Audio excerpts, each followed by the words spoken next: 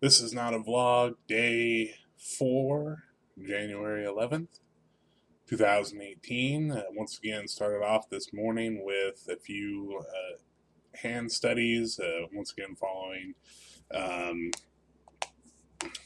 those Gnomon workshop videos.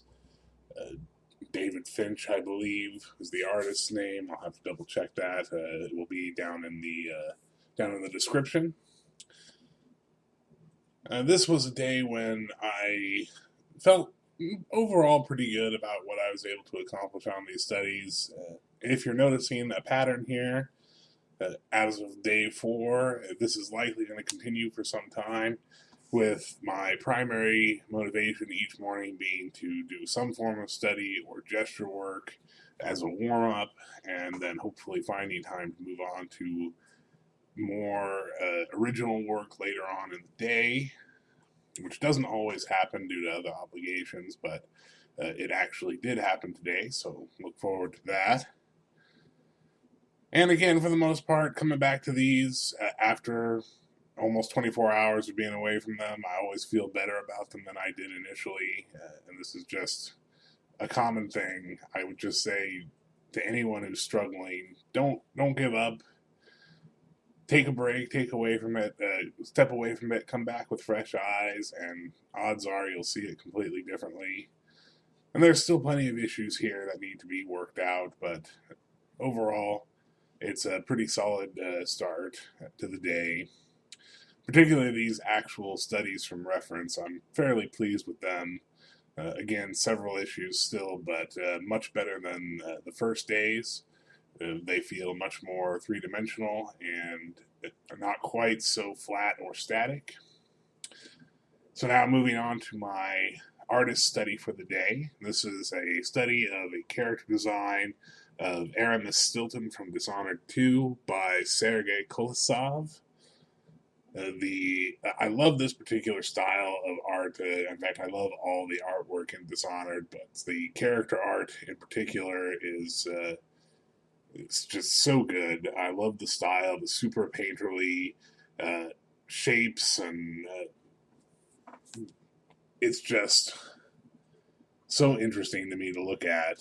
And this particular image, it's really difficult to translate when you're just working with line work, but I did my best to try and capture some of that painterly feel, the broad areas of color and shape that don't really blend into each other in a lot of ways, or the blending is very, very subtle, lots of sharp edges. It just is super stylistic and something that I absolutely love. And again, for the most part, I'm fairly pleased with how this one turned out. If I had to correct something, it would still be issues with the eyes. I always struggle with eyes. One of my big problems is I almost always make them too big, which ends up making the face look really weird. And then that back eye, the eye that is furthest away from us looking at the face, is for some reason just a challenge for me. I have tried and tried and tried for years to figure out a good method for drawing the distant eye on a 3/4 view head, and it is just something that I still struggle with to get just right. And finally, we're moving on to some original work that I was able to do yesterday. These are some quick character designs, portraits for a character and a side project that's going on right now. I'm not going to go into too much detail about the story for the moment, although I'm sure that will come out in the not too distant future. These were just super, super quick sketches. I did very little prep work for it. I gathered a few reference images. In this case, a few photographs of close-ups of insects and some late 1800s, early 1900s portraits of gentlemen. Um, Odds are the insects are not coming out super clearly, but this guy's supposed to look kind of bug-like. even though he's still supposed to be mostly human. Uh, a lot of it didn't turn out super great, especially these initial sketches.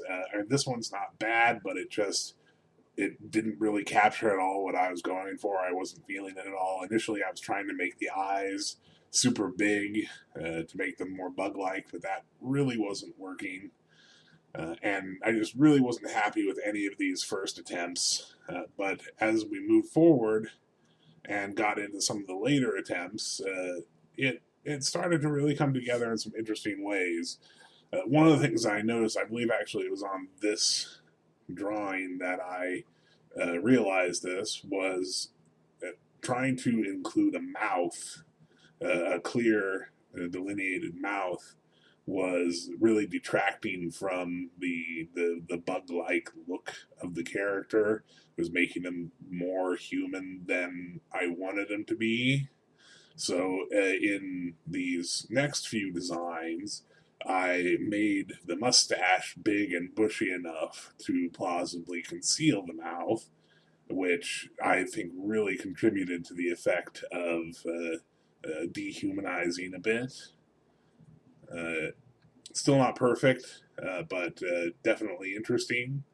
Another thing I did in some of these last few sketches was I moved away from the big eyes and kind of went in the opposite direction, tried to make the eyes much, much smaller. And rather than, in an effort to achieve that kind of bug eye look, rather than making the eyes themselves super huge, I made a lot of the area around the eye much bigger. So the bags under the eyes, or the eyebrows and eyelids and stuff like that, was really increased in size to try and emphasize that larger eyed look. Mostly successful, I think. Not really satisfied with any of the hairstyles. And as you can see, I really struggled with what to do with the mustache on this one. I just had no idea, and ultimately settled on something I'm not completely happy with. But that's the way it goes.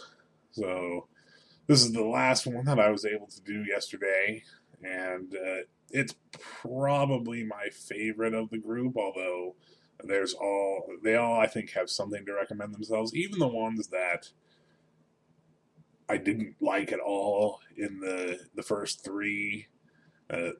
Looking back on them, not that I think that they're really that much better, but it's interesting to see how working through those ideas and not giving up really helped me to get to something that was more interesting. So that's it for day 4, and I don't know what to expect today, but I'm about ready to start, so we'll talk to you tomorrow.